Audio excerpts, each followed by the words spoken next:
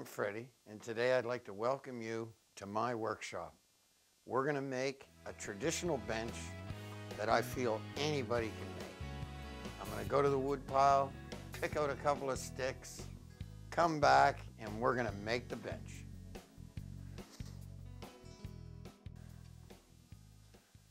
This is the bench we're going to make. You can see it has a nice V on the end. It's about 5 feet long. The corners are edged. I just like this old bench. So today we're making this. Now that we've been to the wood pile and we chose the wood we're going to use for the bench, I'm going to lay this out and we're going to mark it. Put it along the side of the board. Bring it up to your pencil mark. Nice and tight. Make your mark.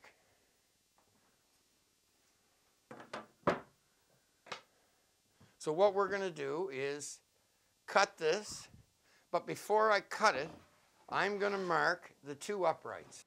Go 17 inches and 34 inches. And what that will allow is that'll be my two uprights. I'm going to make my square marks.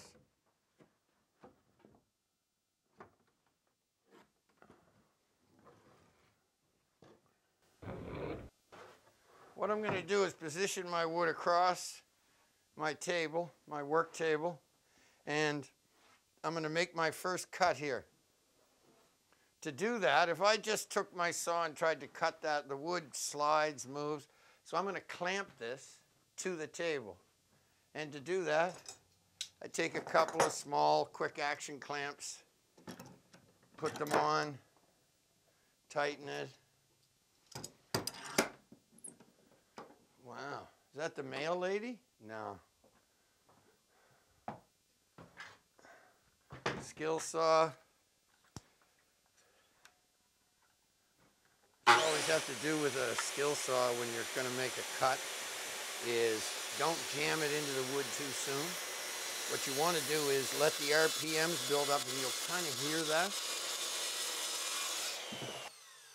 Another thing that you notice is near the end of my cuts, it looks like I'm speeding up a bit, and I actually am, because if you don't and you go slow, the weight of your wood will make a crack the side of the wood. You'll see lots of people cut and the wood cracks and they don't know. And the reason that is they slow down at the end and you have to speed up.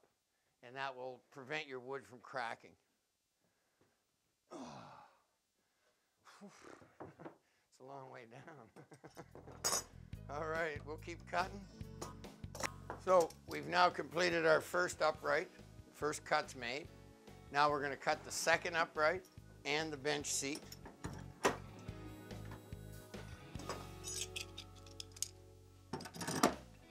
Same thing, always with the skill saw.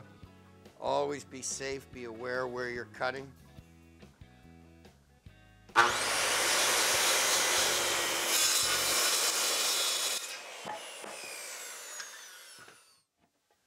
So what we're going to do now is we're going to take and make a V in the end of our upright so that it's the decorative kind of part of this old-time bench. And you've seen that in a lot of benches. Some people like a half circle. And to put in a half circle, I would use a paint can or whatever I could that will show you, that'll give you a nice half circle. Myself, I'm going to put in a V. And to do that, I'm going to mark out the center of my work, which is there.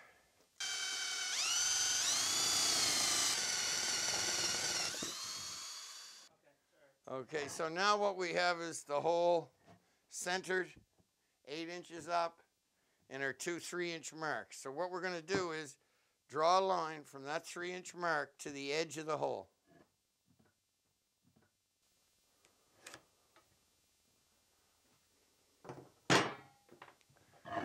Now you can see that's the V I want to remove.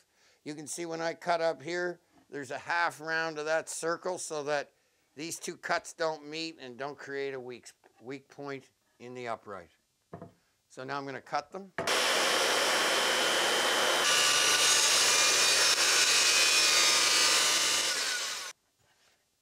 So now you can see the V's cut with the skill saw, but on the back side, I'm not all the way through on my cut.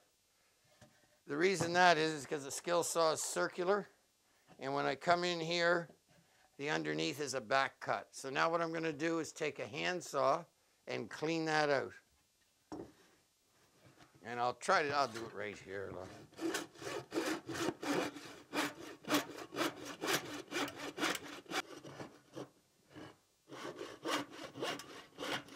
That's no good.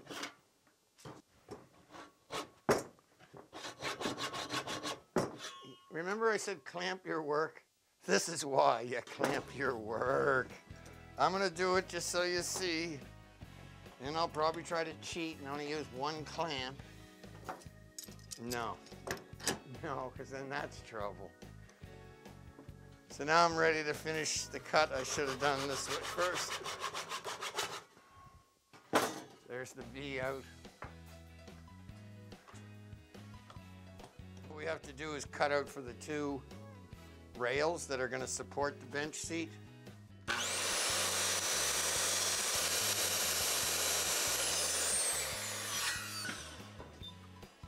And we're going to finish our cuts again with the handsaw.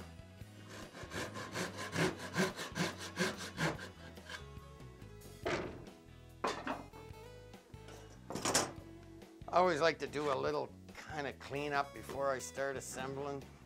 You're not going to be cutting, so you don't need saws. You can move those over and keep our clamps. We might need those. So the next step will be to take our pieces, put them on the table, and I'll show you how it works. Completed, there they are. A nice seat. Our seats here, and you have to always choose which side of the wood. Now I see a void in the wood here, so obviously I'm going to make that the top. So I'm going to put that here. I've got that, and the last two pieces are the cross supports. 1x3 pine, 6 inches shorter than your bench. We're ready to affix it. What I need are small pieces of wood. They're called screw blocks. A screw block is about 3/4 by 3/4 piece of wood, about 4 to 5 inches long. The screws are, hang on. I'm going to go see if I have one here, which I don't. So what I'm going to do is go make some of the screw blocks. One important thing always to remember with a chop saw is if I'm cutting on this side, I'm always holding my hand here so that I'm never gonna cross my hands and hold like this and cut like this. You'll see people try all kinds of crazy things with saws, but the important thing is never to cross the path of this blade because it moves in and out and it's a dangerous tool if you don't use it properly. So what I'm going to do is always hold it, make my cut,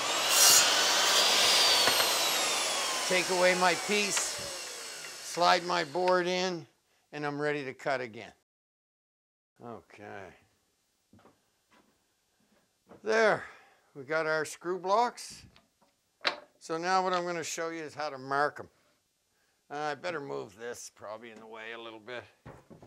And I'm going to take a smaller square, combination square, rather than the big framing square. It's hard to work with on small blocks. So what I'm going to do is line up all 6 blocks like this. I'm going to take my tape measure. I'm going to measure in 1 inch on here and 1.5 inches on the other end.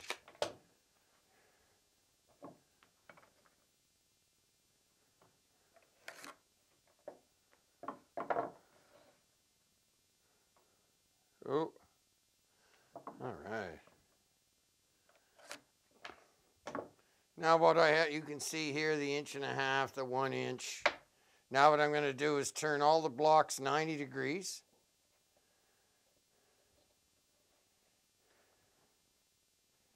And you can see the mark there is the 1.5 inches. This side will be the 1 inch. And down at this end, the 1.5 inches. Whew, dancing blocks. Hang on, now I'm all messed up. Okay, got it again. Here we go. All right.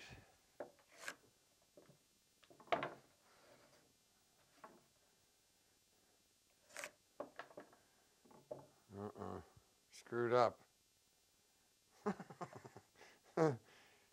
Whenever you make a wrong line on something, the best thing to do is just go down with your pencil like that. You can see I came in 1 inch on both ends.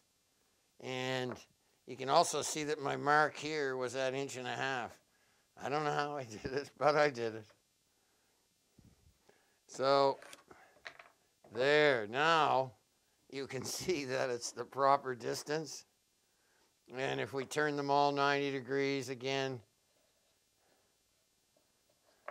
click, click, clickety, there. So we now have everything marked, the 1 inch, the 1.5 inches on 2 faces. We're ready now to assemble with these blocks.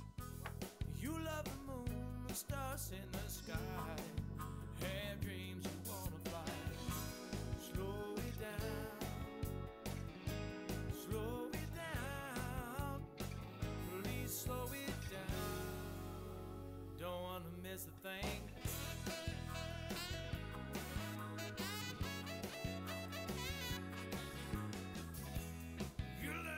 Well, now that we have our bench assembled and it's ready for sanding and finish, which I'm not going to do right now. Actually, I'm heading down the shore and drop in and visit a few people. Admiring time. See you later. Tried throwing away for the first time when I was in my teens. Well, I ran and ran like a racehorse, then faded is my gene. Well, I tried for a long time, getting moving on the road. Wanna ride the big wave, oh, bless my soul. Well, she taught me how to love, taught me how to see, like a boomerang. I'm back after a great break, and now we're at the point where we're going to sand the bench and paint it.